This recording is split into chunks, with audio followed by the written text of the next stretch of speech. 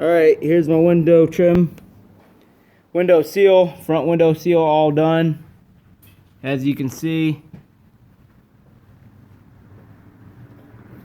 it's a bunch of soap, water on it, needs wiped off, but it's done.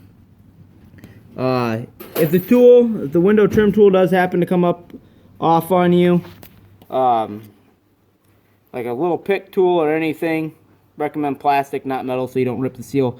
But you just, where it's got, this might be off, like say right here, from where you had to restart with the tool. If you just push this in where it's already been started, a plastic tool like that, and then you can actually, if you look, it'll actually push it, you'll be able to run it down again, and it'll click it right back over it. So, as like this spot right here, if you can see, it's got a little dimple where it's in there. If I do that, I run this down, and it pulls that dimple right out. And there she is, she's sitting nice and flat. So, just a little quick tip. That thing worked out pretty good. I thought I was going to have to restart the seal. I was about halfway when it fell out right up here on me.